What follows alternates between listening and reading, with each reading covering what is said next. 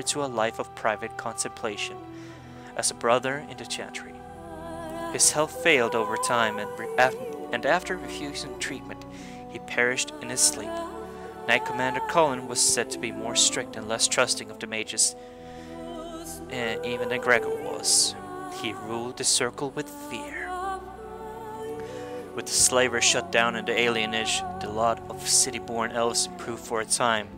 A food shortage years later forced Queen Honora to come down hard on elven rioters, an act not quickly forgiven, and a sign that tensions between elves and humans were far from resolved. Shiani continued to be an outspoken member of the alienage community, and in time became the new elder. That outspokenness earned her frequent trouble, but served her people well. Earl Aemon eventually returned to Redcliffe, beginning the long task of rebuilding. The village was a ruin. However, and rumors that it was haunted kept people from returning in numbers. The castle became near empty with only a handful of soldiers to man it. Redcliffe itself dwindled in importance. Lady Isolde bore her husband another child, this time a girl. The birth was difficult, however, and Isolde died in Aemon's arms. He named the child Rowan after his own sister, and raised her with a loving hand. When she began to exhibit affinity for magic at a young age, he gave her over to the circle for training, but continued to visit her and loved her no less than before. In the Brazilian forest, the werewolves thrived for a time, living in the remains of the Dalish camp, and enjoyed recognition for their bravery at the siege of Denerim. Even that goodwill was only to last so long, however. Try though she might, the Lady of the Forest could not entirely suppress the werewolf's animal nature, nor her own, and eventually spread the curse into nearby human settlements. The werewolf population swelled until finally the army of Ferelden was called in to deal with the threat permanently. Many werewolves died, but when the soldiers arrived at the old Dalish camp, they found it abandoned. The Lady of the Forest was gone, as were her followers, who were not seen again. In Olsama, King Balin quickly proved himself a reformer. Trade with surface land increased and caste restrictions were loosened. The casteless were permitted to take arms against the Darkspawn in exchange for a new freedom. For the first time in generations, the line into deep roads was pushed back, and a few taigs were reclaimed. Balin's reformers quickly found him new enemies within the warrior and noble caste, however, and after several assassinations... wow, I'm really screwing up now. I get a drink of water here. Assassination attempts, the assembly was dissolved. The king then ruled alone, some said as a tyrant, others said as a visionary, determined to drag Orzammar into the modern world.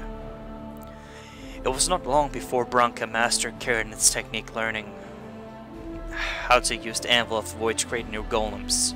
The first in many centuries, the dwarven people greeted this news with cheers, though few knew the cost.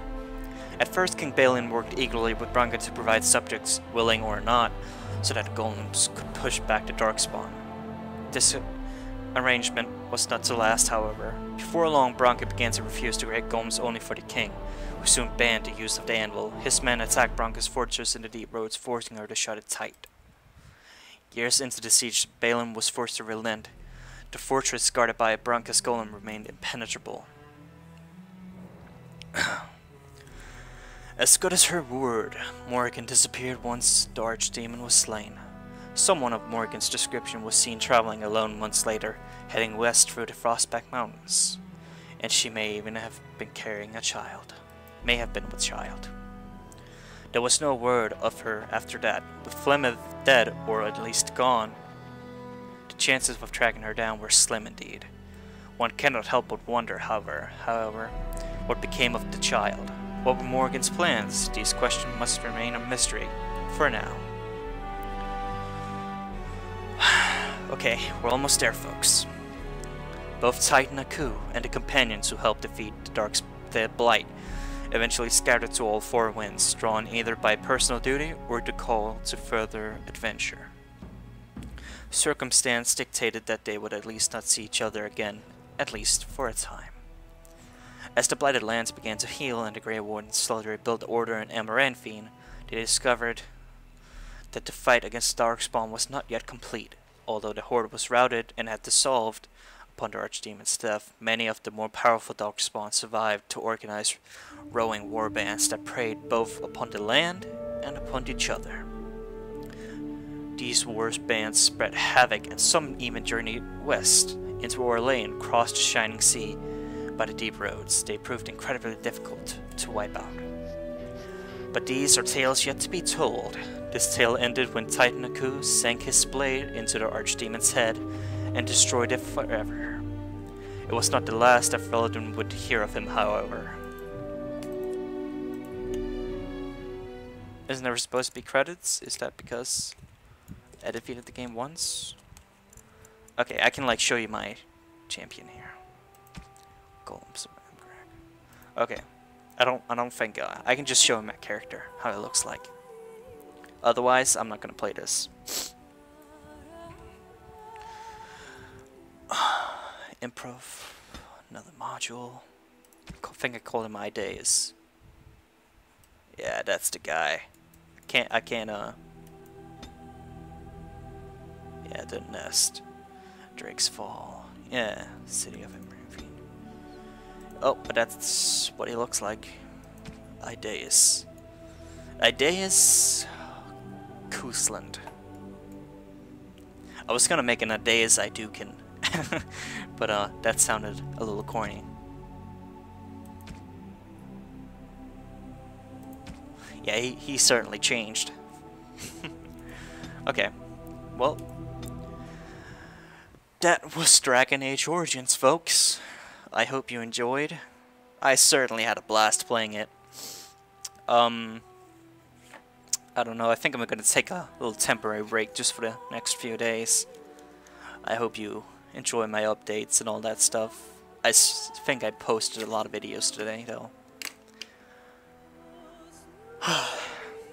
Anyways, next, I will, either I'm gonna play The Witcher, or I'm gonna play, the Overlord, whatever you want to call it. And, either one, I haven't really decided yet. I think on my main channel it says I'm gonna play Overlord first, but I don't know. You know how it is. What else? Yeah, okay, there's a lot of content that I didn't play. A lot of side missions. For example, the mission where you either, when you fight Flemeth, for example, and, a whole lot of content, a whole lot of lore can be explored, and it's really great.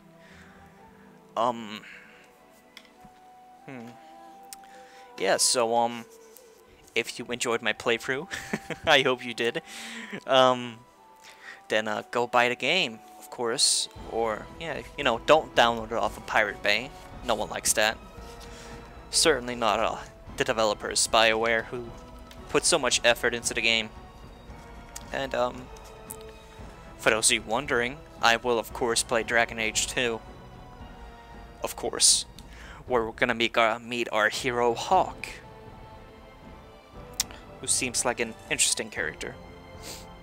But all in due time, folks. All in due time. So, I will see you around. Leave a comment. And, tune into my other Let's Plays. Thank you very much for watching, folks. See ya.